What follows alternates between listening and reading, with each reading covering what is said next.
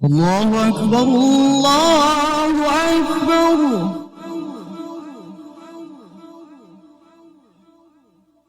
الله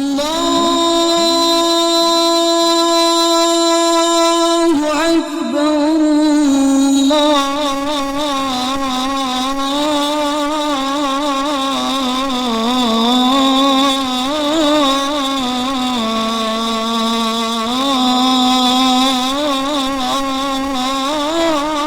أكبر.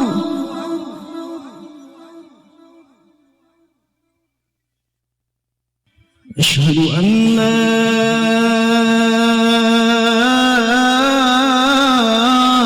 إله إلا الله.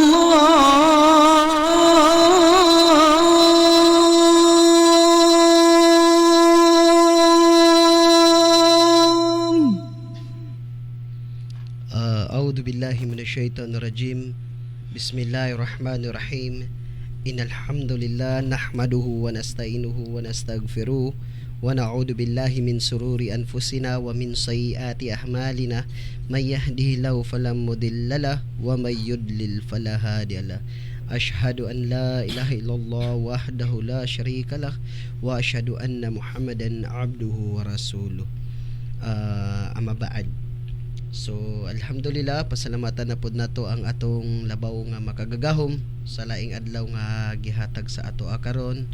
So sa tinud anay lang, sa bisag sa kadaghan nga mga pagsulay nga niagi sa ato ang kinabuhi. So alhamdulillah, padayon gihapon ta nga sa pagtuman no sa ato ang programa. So masyaallah, kining programa namugna ni siya tungod kay daghan pa kaayo ang dili mga Muslim nga wala pa sila kahibaluon sa magid ang Islam, no? So naata diri aning programa para ipahibalo nato kung unsa ka tiyada, no, unsa ka beauty ang pananampalatayang Islam, no, masyaallah. So sa atong mga programa, sambahin ang tagapaglikha, wag ang nilikha, inshallah. So i-welcome po dayon nato diri ang ato ang mga bisita, no, si Faisal Bakarat, masyaallah. So gikan pa ni siya sa layo nga lugar sa Bumbaran, no, masyaallah. Niyan hilang gid diri para maka-anhi sa ato ang programa. Og ang ato pong guest karon si Pastor Jess Olivedes. Dating pastor ni siya, no, so but pasabot nagbalik Islam ni siya, masyaallah. Niyakap niya ang Islam og siya karon ay isa na ka Muslim, no, dating pastor ng born again Christian. So maayong hapon, no, sa ato ang tanan, bro. Assalamualaikum warahmatullahi wabarakatuh. So si pastor, masyaallah, kagahapon pa lang, no, actually dugay na niya gitun-an ang Islam. So ang nahitabo, sa kadugay na niya nga gitunan ng Islam, o niabot gyud ang time nga nakapag-decide na siya nga yakapon niya ang pananampalatayang Islam. Inshallah, ato siyang interviewon unya, no, pero inshallah before nato patingugon ang atong mga bisita, inshallah, naatay isa sa mga abrihan na mga topic, no. So atong niaging Domingo, no, nilabay nga mga Domingo. So ang isa sa ato mga topic dito patungkol sa galit, no. Karon naman, isa sa ato ang mga topic karon patungkol sa mga tao nga maningil sila sa ato sa adlaw sa paghukom, no, sa adlaw sa, o kumbaga sa kabilang buhay kaning mga tao maningil ni sila, no.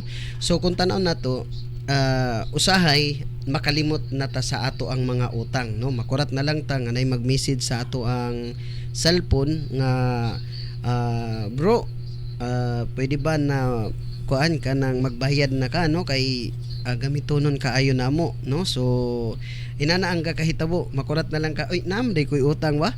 So inana ba, no. So usahay pod sa tanan nga mga panghitabo, makurat na lang ka nga naay maningil sa imuha, no. So isa ni siya sa kumbaga sa kabilang buhay isa ni siya sa kumbaga maningil no pag-abot sa adlaw sa paghukom inshallah. So ato lang ni siyang itagalog bro fay no nakalimutan nato nga magtagalog. Siyempre no sanay ta sa Bisaya inshallah. So ato din ning itagalog kay daghan pod mga brothers nato hilabi na sa Maguindanao no, sila ustads din na no, gapananaw pod sila. So magtagalog tayo no kasi para maintindihan nila inshallah. So una sa lahat, isa sa mga maniningil sa atin sa araw na tayo ay haharap na usak kumbaga sa kabilang buhay, mayroong mga tao na maniningil sa atin. So sino itong mga tao na ito? Ito yung mga taong yung minura no, yung minura mo, yung mga tao na nasa mundo ka pa na minura mo yung mga tao. Subhanallah no. So ito ding mga tao yung mga taong pinatay, di ba? Pinatay mo, di ba?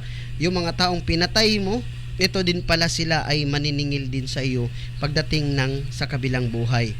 Ang mga taong pinalo, di ba? Yung mga taong pinalo mo na walang kasalanan, maniningil din yan sila sa kabilang buhay, no? Yung mga taong kinukutya mo, di ba? Yung binubuli mo, di ba? Yung mga tao na minamaliit mo, kinukutya mo sila. Yung mga tao na yon na dahil nasasaktan ang kanilang mga puso, pagdating ng araw o sa kabilang buhay, isa din yun sila sa maniningil pagdating ng kabilang buhay. Maniningil yun sila sa inyo, di ba? Yung mga taong nilibak, di ba? Yung nilibak mo, kaya yung mga marites, no? Mga marites, yun, mag-ingat tayo dahil yung mga nililibak natin, pagdating ng sa kabilang buhay, sila ay maniningil sa inyo, di ba? Lalong-lalo na yung mga walang kasalanan, pagkatapos nililibak ninyo, sa totoo lang maniningil sila sa kabilang buhay. Subhanallah. Yung mga taong pinahiya mo, di ba? Yung mga taong pinahiya na walang mga kasalanan, pagkatapos pinahiya, di ba? So dapat nating tandaan na itong mga tao din ito na pinahiya mo ay maniningil din ito sa kabilang buhay. Ang mga taong sinisiraan mo, ito din sila ay maniningil din sa iyo sa kabilang buhay.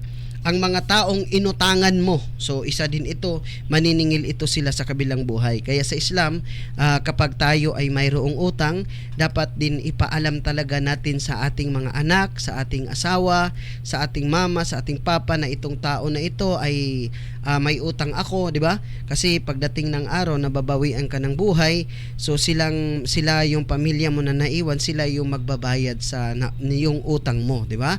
So isa din ito kapag hindi sila nabayaran, so pagdating ng araw o sa kabilang buhay, sila ay maniningil sa iyo. Subhanallah. Ang taong ninakawan mo ng kayamanan, di ba? Yung mga tao na ninakawan, di ba? Yung mga tao na ninakawan, so pagdating din sa kabilang buhay, sila ay maniningil sa iyo, di ba? Kaya sa ngayon pa lang pag-isip-isipan na, no? Kasi hindi tayo magtatagal dito sa mundo, tayo ay kumbaga aalis din tayo sa mundo, no? So kung titignan din natin, isa din sa maniningil sa atin ang taong pinagbintangan mo ng hindi naman niya ginagawa. So yung mga taong ginawaan mo ng kasalanan, 'di ba? Halimbawa, may isang tao na kahit hindi niya ginawa pero ginawaan mo pa rin siya ng kasalanan na kumbaga pinakita mo o sinabi mo sa mga tao na kahit yung pagsisinungaling ginawa mo siyang totoo, 'di ba? So yung halimbawa may tao na sinabi mo ito ay nagnanakaw ng sasakyan, 'di ba?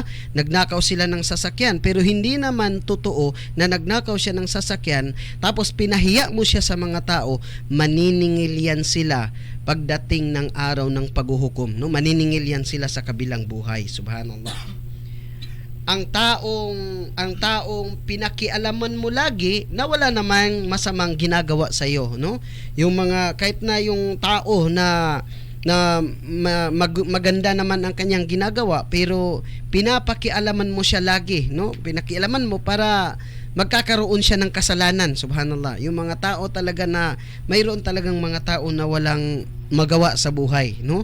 So ito ay iingatan natin dahil mananagot tayo, no? At saka maniningil yan sila pagdating sa araw ng paghuhukom, di ba? Yung sa kabilang buhay. Ito din yung mga batang pinalaglag mo sa sinapupunan. So maraming nanay na nahihirapan sila sa buhay sa mundong ito.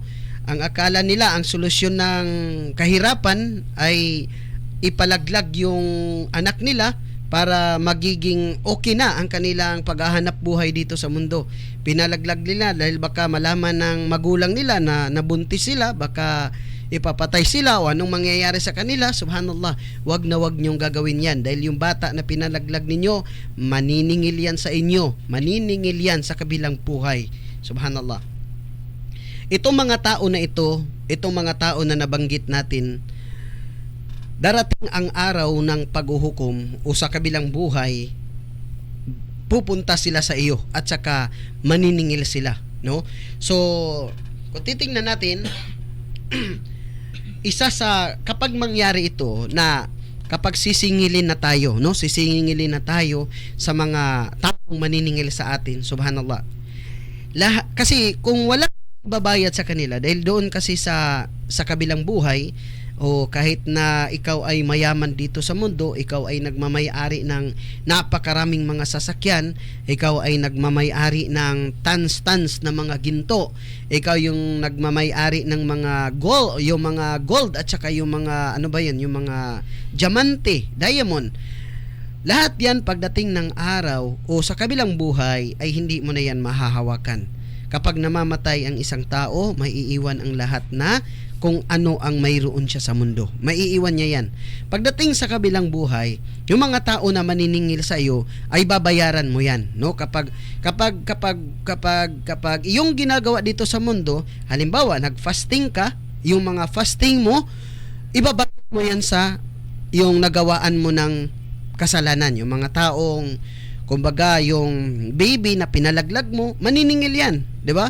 Yung mga taong pinahiya, yung mga taong ginawa mo ng mga hindi maganda, sila yun ay maniningil sa iyo, 'di ba? So yung mga ginagawa mo rin sa mundo na mga kabutihan, nag-fasting ka, nagsadaka ka, 'di ba? Nagsasala ka,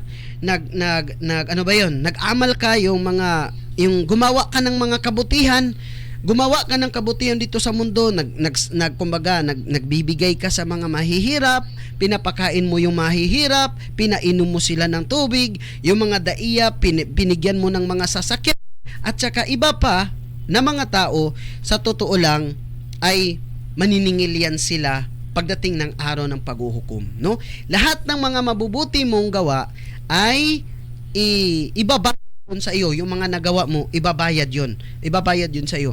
At kapag wala ka nang maibabayad, sa totoo lang, yung lahat naman ng kanilang mga ginagawa, lahat naman ng kanilang mga ginagawang masasama ay mapupunta yan sa iyo, no? Mapupunta yan sa iyo. Lahat ng mga masasama nilang mga gawain ay mapupunta yan sa iyo. Hanggang wala na silang kasalanan at ikaw ay magiging makasalanan na tao at ikaw ay ilulublob sa apoy sa impyerno sa kabilang buhay. Subhanallah.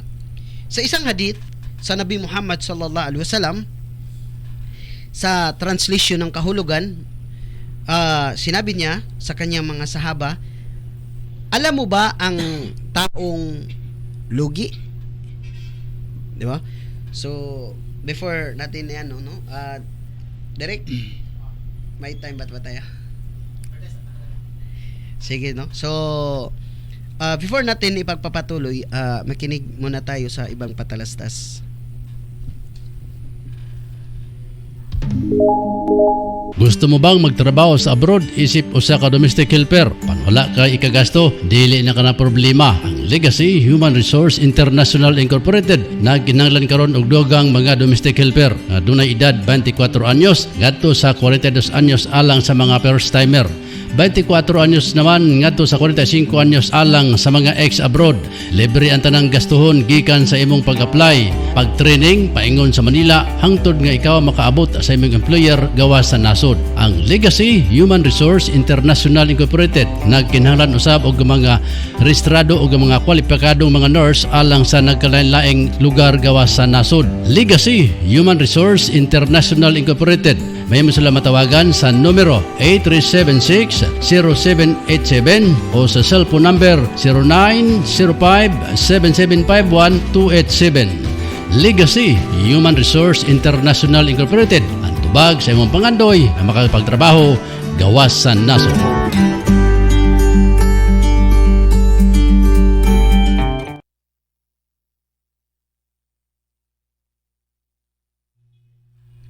So atong ipagpatuloy natin yung nasimulan natin. So yung mga tao na nagawan mo ng mga kumbaga yung mga taong kumbaga ginawaan mo sila ng mga pagkakasala, no? Yung mga taong minamaliit natin, sila pala ay maniningil sa atin pagdating sa kabilang buhay. So sa isang hadith sa Propeta Muhammad sallallahu alaihi wasallam na sinabi ng Propeta Muhammad sallallahu alaihi wasallam sa ating lingwahe, sinabi niya sa kanyang mga sahaba, na sinabi niya na, alam mo ba ang taong nalugi? So sumagot sila, ang mga nalugi sa amin ay yaong walang pera o ari-arian. So para sa atin mga kapatid sa pananampalatayang Islam, sa hindi pa mga Muslim, ang lugi para sa atin siguro yung yung walang pera, walang sasakyan, walang bahay. Kumbaga yung mga mahihirap, no, yung mga taong nahihirapan sila sa pagkain sa araw-araw. Kumbaga makakain sila sa isang araw, isang beses lang. Para sa atin, sila yung mga taong nalulugi, no? Para sa atin, sila yung nalulugi. Pero titignan natin ngayon kung sino ba talaga ang totoong nalulugi. So ang Propeta Muhammad sallallahu ay nagsabi, ang tunay na malulugi sa aking nasyon ay yaong darating sa kabilang buhay na may sala o yung pray, yung psalm or fasting, may sadaka, yung charity, ngunit siya ay malulugi dahil darating sa kanya ang mga taong maniningil sa kanya, ang taong minura niya, ang taong pinagbintangan niya, ang taong ninanakawan niya, ang taong pinalo niya, ang taong inutangan niya, ang taong pinatay niya, at ang batang pinalaglag niya sa sinapupunan, yung pinakitil ang buhay, yung pinatay, no? So kung titingnan natin, lahat ng ito ay maniningil, di ba? Ang mga ibada niya ang magiging kabayaran, at kapag nauubos na ang kanyang mga mabubuting mga gawa bilang kabayaran sa kanila, mapupunta sa kanya ang kanilang mga mamasamang gawain. Siya ay ibabagsak sa apoy sa impyerno pagdating ng araw ng paghuhukom. Subhanallah. Humingi ng tawad sa mga taong alam mo na yung mga taong alam mong sila ay kumbaga nagawaan mo ng mga pagkukulang at pagkakasala, no? Kumbaga, kung may mga tao tayo na sa tingin natin na minura natin yung mga di ba? Minura natin yung mga taong pinatay, di ba? Yung pinatay dapat magtauba, no? Magbalik loob sa Allah, humingi ng kapatawaran. Yung mga taong pinalo, di ba? Yung pinalo mo, di ba? Dapat palang habang nabubuhay tayo, humingi na tayo ng kapatawaran sa kanila. Humingi tayo ng pasensya, di ba? Ang taong kinutya, ang taong nilibak, ang taong pinahiya, ang taong ininsulto, ang mga taong sinisiraan, ang mga taong inuutangan, ang taong ninakawan mo ng kayamanan, ang taong pinagbintangan mo ng hindi naman niya ginagawa, lahat ng ito mga kapatid sa pananampalatayang Islam at hindi pa mga Muslim, sa totoo lang humingi na tayo ng kapatawaran sa kanila. Dahil kapag hindi tayo mapapatawad nila, papaano na lang kapag tayo ay haharap na sa ating dakilang tagapaglikha. At pagkatapos nito, mananagot tayo sa Allah subhanahu wa ta'ala, dahil lahat ng ito kapag hindi natin sila nabayaran at hindi tayo makahingi sa kanilang ng pasensya o kapatawaran sa kanila, ay maniningil yan sila sa atin sa araw ng paghuhukom. Mga kapatid, sa pananampalatayang Islam, hindi pa huli ang lahat, no? Hindi pa ang huli ang lahat. Pwede pa tayong humingi ng kapatawaran sa nagawa nating mga pagkukulang sa kanila, no? Insyaallah, hilingin natin sa Allah Subhanahu wa Ta'ala na lahat ng pamumuhay natin dito sa mundo ay nakabatay sa pananampalatayang Islam, insyaallah. So, insyaallah, mayroon tayong mga guest dito, no? Isa sa mga guest natin dito, ano natin,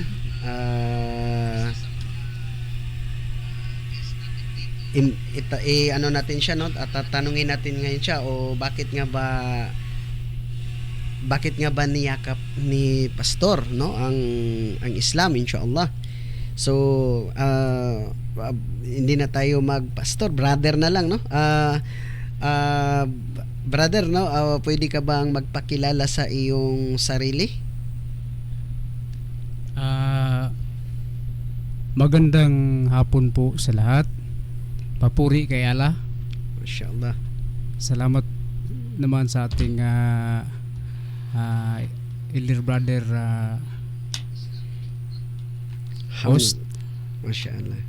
at sa ating director, sa aking mga kasamaan dito sa Angel Broadcasting, at sa mainit na pagtanggap bilang isa sa inyong kapatid na nagbalik Islam. Mashallah. Ako po'y lubos na nagpapasalamat at higit na papuri kay Allah. Mga kapatid, ako po'y dating pastor ng born again Christian. Kung inyo pong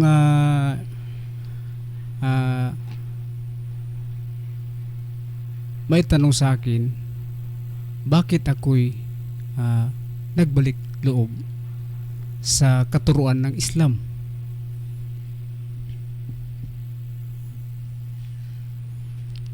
Ako po'y sobra pong na-amaze, kapatid, sa turo ng ating brother kanina. Hindi ko sukat akalain ganito pala kabuti ang patakaran ng Islam. Kung aking pong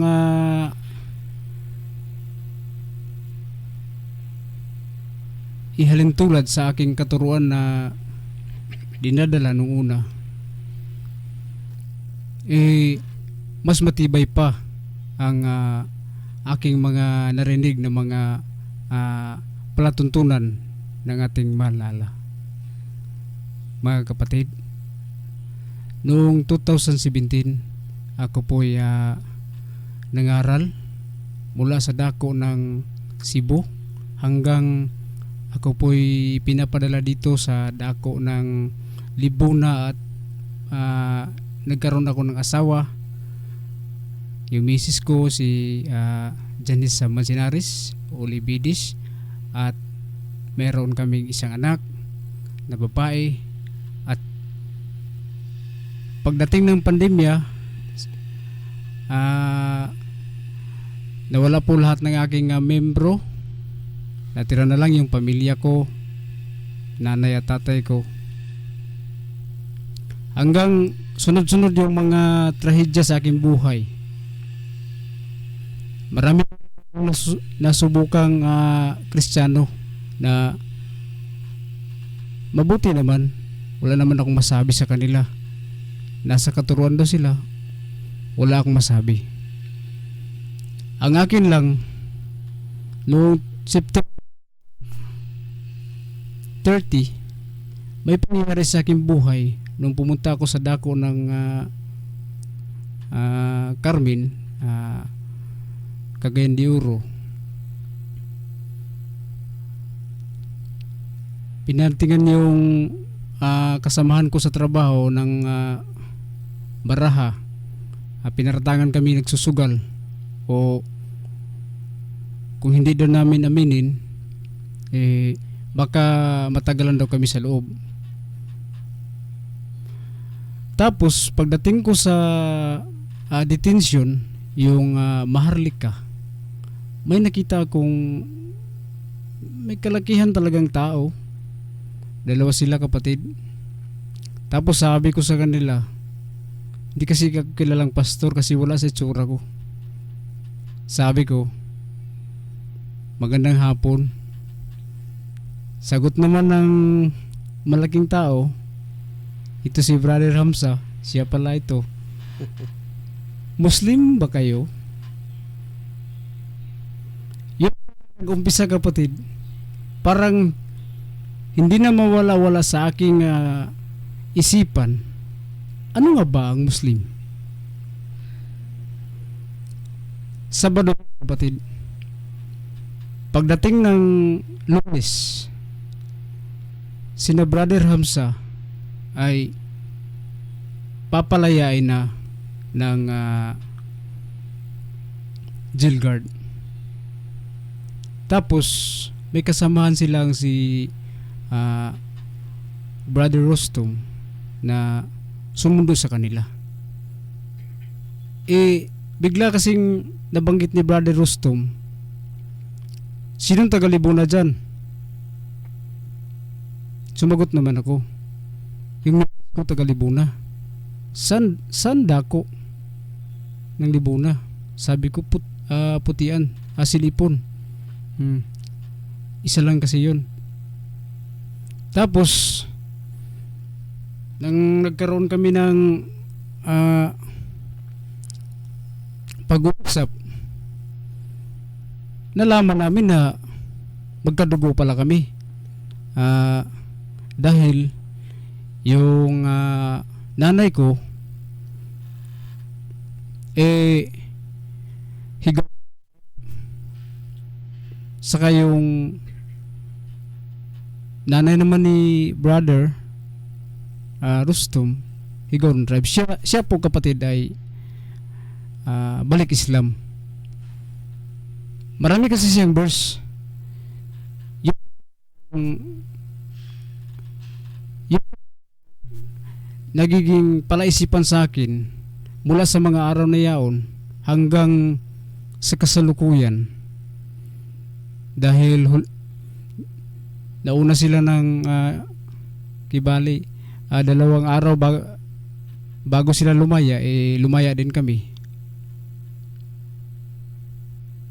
Palaisipan sa akin ang sinabi niya, sabi ni Jesus sa Banal na Aklat sa John, sabi kasi ng prophet, ako ang daan at ang katotohanan. Piniliwanag din sa akin, alam mo ba yun kapatid? Ang sabi ni Jesus, yung payahin mo, wag siya. Yun lang kapatid, yung isang salita na umukit sa aking puso't isipan o yakapin ang katuruan ng Islam. Marami na rin ako dinalang doktrina dati-rati, ngunit dito lang ako sa Islam nakatuklas ng maraming katuruan na naaayon sa tribo kung saan nakatira si Jesus. Saan nga ba nakatira? Doon pala sa lugar kung saan nilikha ang banal na Quran. Yun sa Pilipinas yun. Doon yun sa lugar ng mga Muslim. Yes. Yun po kapatid. At inuulit ko, marami pong salamat sa panahon na ipinagkaloob ninyo sa akin, lalo na sa ating Malala. Alhamdulillah, no? So, mashallah, brother, mashallah, sa pakiramdam mo ngayon, sa pakiramdam mo, sa tingin mo, ano yung kaibahan sa Islam at dati mong relihiyon? Sa bago pa lang ako dito sa Islam, umpisa pa lang, doon nga sa jail, sa akin na nabanggit dati, parang may ibang nangyari sa akin. Parang may iba akong natuklasan. Gaya ng pinayo mo sa akin na ito na kailangan mangyari upang magtagpo tayo dahil may kalooban ng Allah. Yun, yung nangyari sa akin, malugod kong tinanggap yun. Dahil dito sa Islam, itong nangyari sa akin sa pagyakap ko sa doktrina ng Islam, nakita ko na isa talaga dito ipinaglalaban ng, bukod sa kabutihan, ipinaglalaban din dito ang united. So napakaganda. Hindi lahat ng bulagin nagtuturo ng banal na kasulatan i-unite sa sarili. Ipinabayaan nga ako eh. Napakasakit pa. Mismo pa yung pinagkakatiwalaan ko. Pagdating doon sa bahay ko, pag uwi ko, sabi ng nanay ko, sabi nila dito, nagbibinta ka raw ng shabu, droga. Subhanallah. Pero dito sa Islam,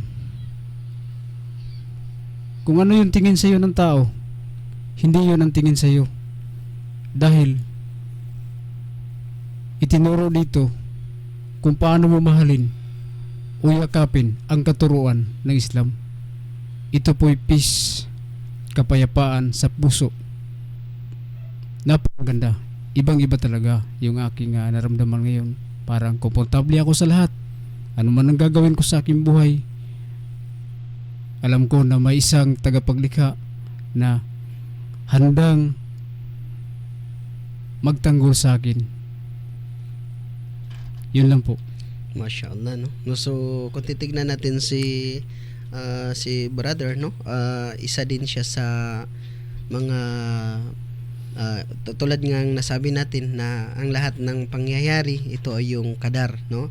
Sino man yung nagpakulong sa atin, sino man yung gumawa ng mga kumbaga pamamaraan para makulong tayo, wag tayong magalit sa kanila, no? Dapat magpasalamat tayo sa kanila dahil sila ay ginawa lang din ng kasangkapan ng Allah Subhanahu wa Ta'ala na marating tayo doon sa loob ng kulungan. At saka nga ito nga yung tinatawag na qadar or destiny or kapalaran, na dahil dito pinadala tayo ng dakilang tagapaglikha sa loob ng kulungan dahil yun pala ay mayroong malaking rason na bakit tayo ipinadala doon. So ito yung rason na magkilala tayo doon at saka yung ibang mga nagmuslim doon, no? Masya Allah, sana magpatuloy sila sa pagyakap nila sa pananampalatayang Islam. At saka isang ulama, no? Isa sa ating mga tagapag-aral sa Islam na kapag yung sinabi nila na kapag ikukulong nila ako, sabi nila kapag ikukulong nila ako, pag-aralan ko yung relihiyon ko, di ba? At kapag papalabasin na nila ako, ituturo ko ang aking relihiyon sa mga tao. At kapag papatay nila ako, magiging shahid ako, di ba? So hindi kawalan na kapag tayo ay nakulong, hindi yan kawalan. Siguro sa paningin ng mga tao, ikaw ay masama, ikaw ay mamamatay tao, ikaw yung kriminal, ikaw na yung lahat. Sila ay pwedeng magsabi kung ano man ang kanilang sasabihin, pero dapat dating tandaan na ipinadala tayo ng dakilang tagapaglikha doon dahil mayroon tayong tungkulin na dapat dating gampanan, di ba? So pinili lang tayo ng dakilang tagapaglikha dahil posible ay mayroon tayong katangian na wala sa katangian sa iba.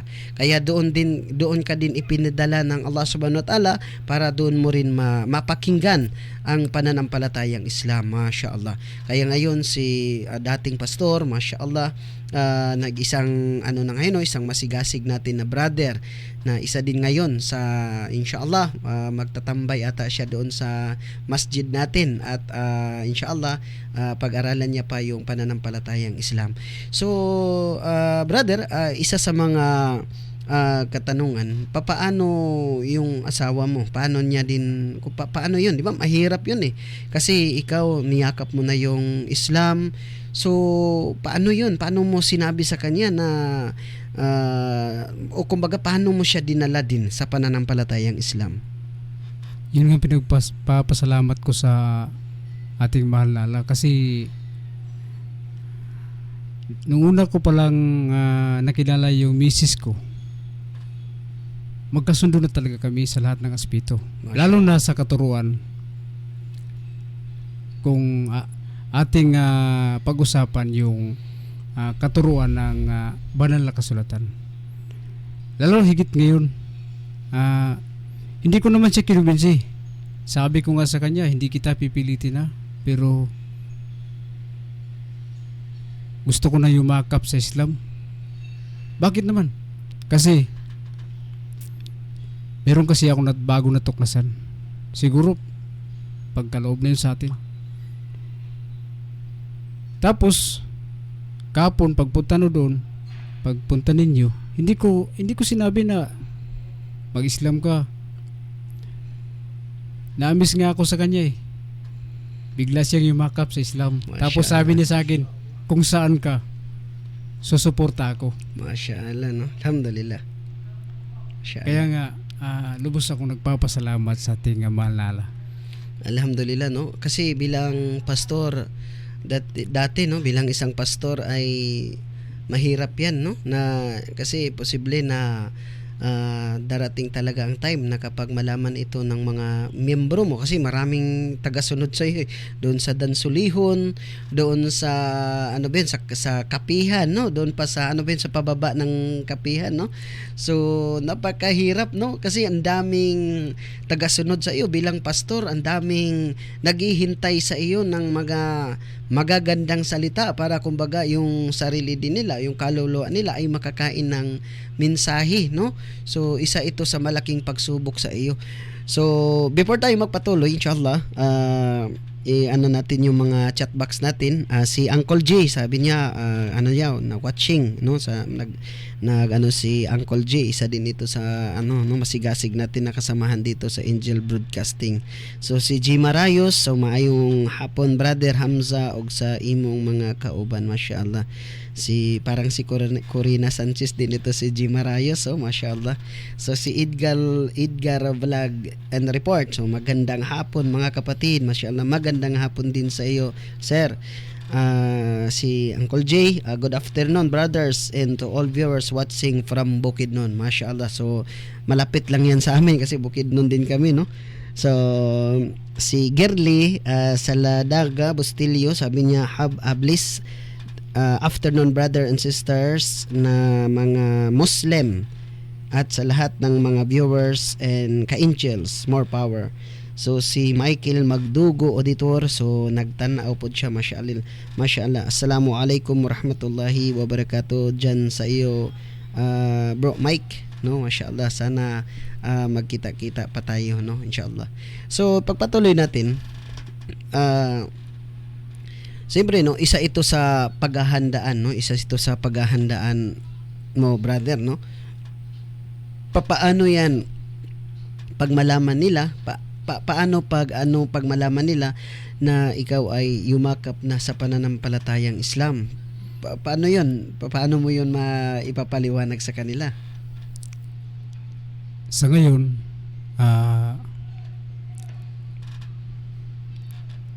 ay gusto ko munang humingi ng payo sa nangangaral ukol sa doktrina ng Islam, kung ano ba ang kanilang may papayo. Pero sa akin, kung sa sarili kong desisyon, gusto ko rin, ayaw ko silang iwan, gusto ko maipaabot din sa kanila kung ano ba to, paano ba to. Napakaganda pala ng Islam, kasi nga Islam is peace, o kapayapaan sa puso, kaluluwa, kaligtasan. Sa ngayon, gusto ko munang dahan-dahanin yung mga pangyayari at tanggapin kung ano man yung maaring mangyari sa aming pamumuhay bilang isang balik Islam. At pagdating ng panahon na ipagkaloob na ni Allah na may paabot na sa kanila, yun po ang una kong tungkulin bilang isang balik Islam. Salamat po. Inshallah, mashallah, no. Isa din ito sa Bro Fay, no. Isa din ito sa pinakamalaking pagsubok, no, sa mga yung yumakap sa pananampalatayang Islam, dahil marami kasing mga pagyumakap ka sa pananampalatayang Islam, yung pamilya mo, 'di ba? Yung iba minsan awag hindi ka napapauwin sa bahay. Yung minsan yung tatay at saka nanay mo baka papaluin ka pa. Subhanallah. Isa din ito lalong-lalo na sa ating brother, no, na dating pastor. Isa din ito sa pagsubok sa kanyang buhay, dahil posible na maraming mga pagsubok na kanyang pagdaanan. Isa din dito papaano na naman siya ngayon maghanap buhay, dahil siyempre bilang pastor ay kumbaga kumakain tayo sa sa tulong ng simbahan. Tama ba yun, brother, no? So isa din yan sa malaking pagsubok sa buhay, inshallah. So kung mayroon tayong maitulong, no, sa ating kapatid na bago pa lang yumakap sa Islam, no, inshallah tumulong tayo, dahil napakalaking gawain, no. Isa din yan sa pagtulong sa mga gawain, lalong-lalo na sa da'wa, lalong-lalo na sa sitwasyon ng dating pastor. Kailangan niya din ng tulong, no. Inshallah tulungan natin sa abot ng ating makakaya, inshallah. So inshallah. So before tayo magpatuloy, no, makinig muna tayo sa ibang patalastas.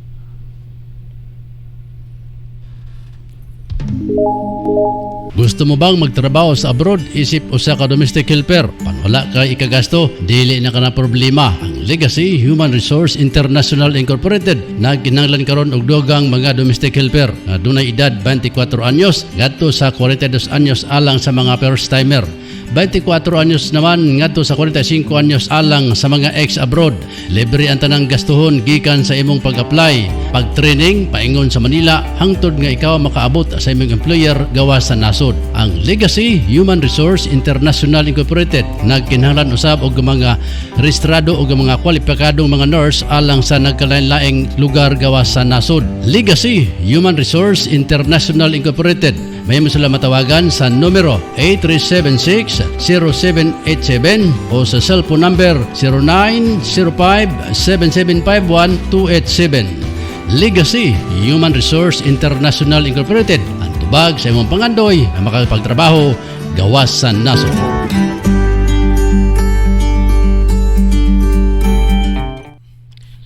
So, bismillah. So, ipagpatuloy natin yung nasimula natin. Mashallah, napakaganda ng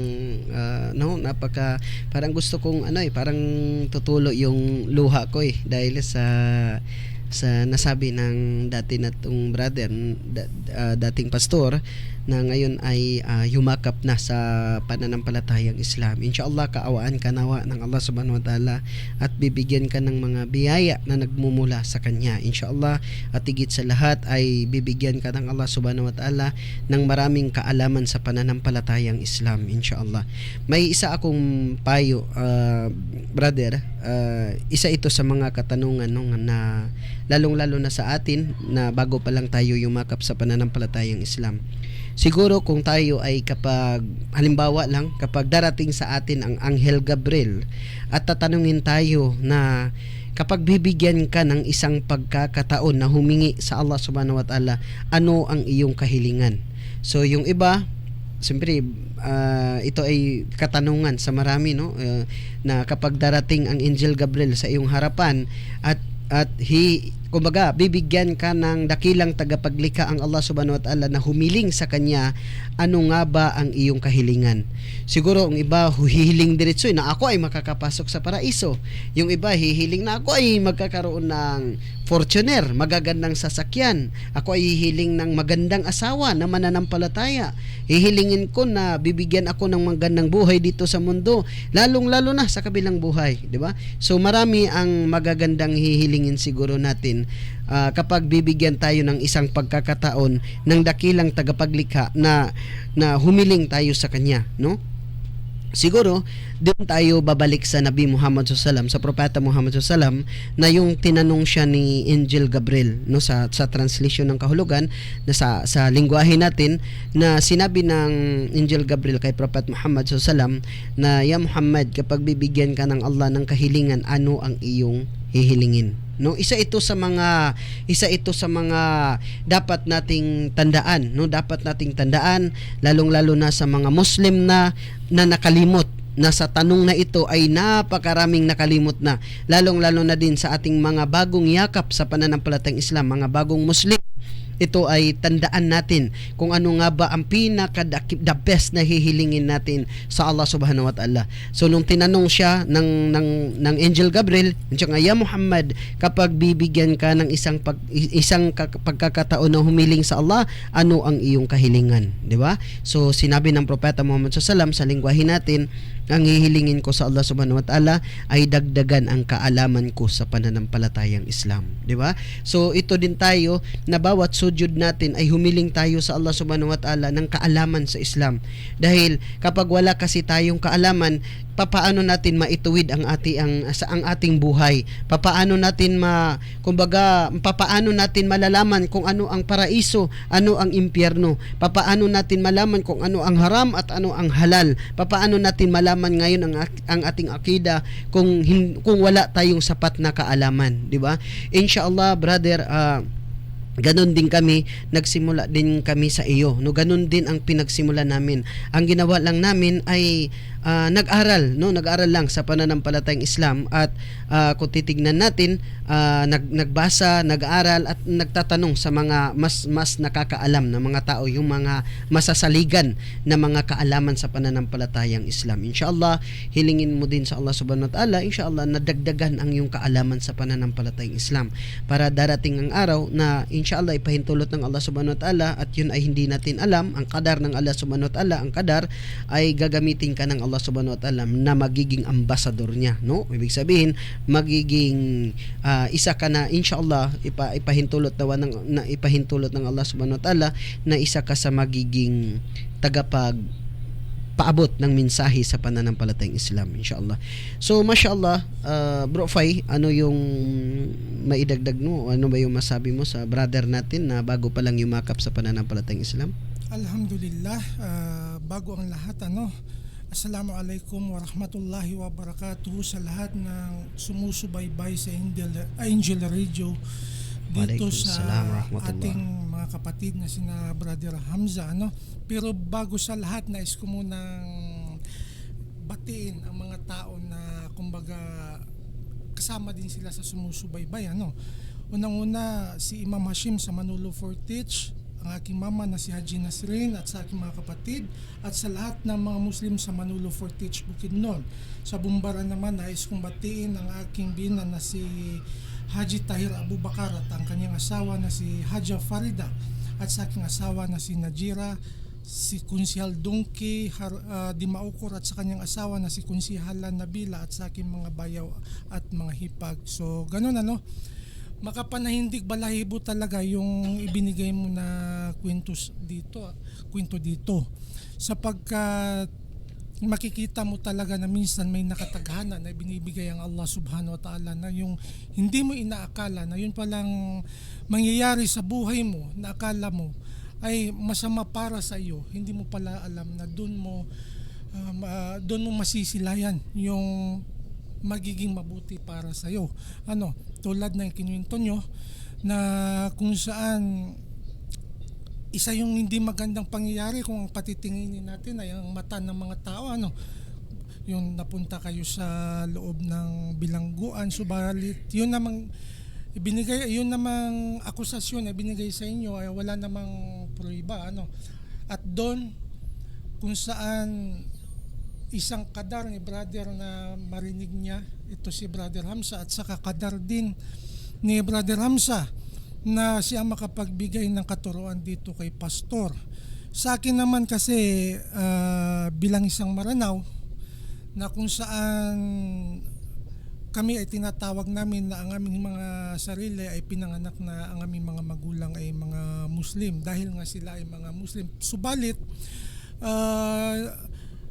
noong mga panahon na hindi pa dumating mga sarip dito sa ating pulo, ay kabilang din yung mga ninuno namin sa hindi pa Muslim sa mga panahon na yon. Subalit yun na nga ang aking reaksyon sa sinabi ni Pastor ay doon namin nararamdaman ang tunay at kahalagahan ng Islam at doon namin nakikita sa inyo ng mga tao na pumapasok sa Islam. Katulad na lamang ng pagkain, ang isang pagkain kahit gaano yan kasarap, halimbawa yung karne ng kalabaw, kapag palagi mo yang kinakain, darating yung panahon na parang hindi mo na siya nalalasahan. Baliwala na lang, at saka yung nagsasawa ka na sa panlasa niya. So kaming mga Maranao ay marami sa amin yung ganun ang nangyayari, na parang naging na sa amin, hindi naman sasabing nagsasawa, kundi naging normal lang sa amin. Subalit kapag kami nakakakita at nakakarinig ng mga pumapasok sa Islam, na yung talagang pagpasok nila ay binubuo ng isang istorya na kung saan ay isang kamangha-mangha, at saka ang Allah ang nagbibigay ng pagkakataon ay doon namin nararamdaman na talagang ang relihiyon ng Allah subhanahu wa ta'ala ay may mga tao na sila ang nakakaramdam kung gaano kabigat ang Islam. Paano ko nasabi? Sapagkat sa mga balik Islam, sa mga pumasok sa Islam, ay sila yung kahit na pinagdaanan nila yung hirap, yung rejection galing sa kanilang pamilya, sa kanilang mga mahal sa buhay, halimbawa na lang ng kanilang mga magulang, asawa, maging mga anak, minsan nire-reject sila. Marami pa nga sa kanila ang nagkakahiwalay dahil lang dyan. Subalit, mas pinipili nila ang Islam.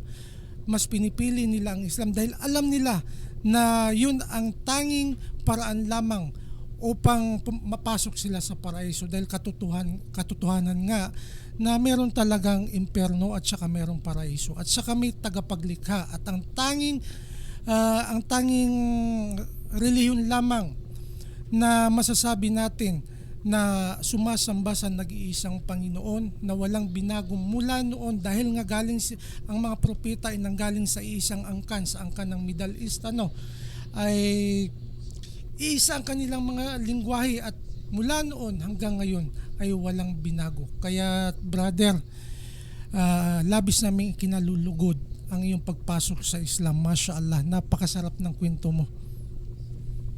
Masya Allah, Masya Allah. So, alhamdulillah. So, mayroon ka pa bang maidagdag, brother, sa mga nasabi mo, or di kaya mayroon kang gustong batiin yung pamilya mo na nakikinig at nanonood ngayon?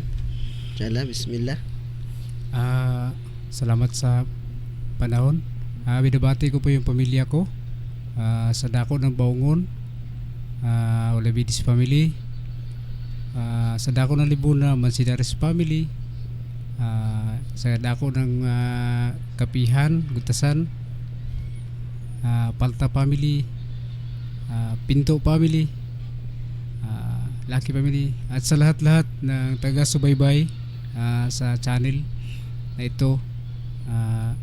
Malugod po kayong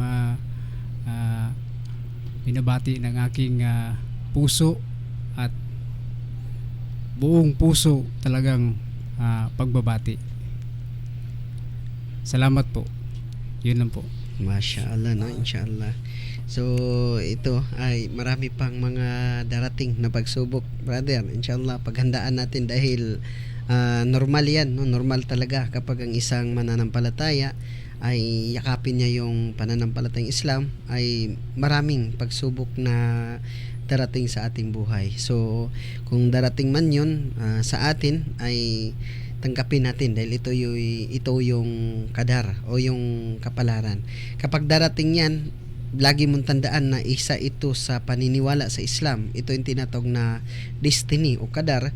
At saka kapag darating ito sa iyong buhay o sa ating buhay, ay magsabar tayo, magpasensya tayo, dahil sabi nga ng Nabi Muhammad SAW sa lingwahe natin na kahanga-hanga ang isang mananampalataya, na kapag bibigyan sila ng Allah subhanahu wa ta'ala na pagsubok, ang ginagawa nila ay nagsasabar lang sila, no, nagpapasinsya.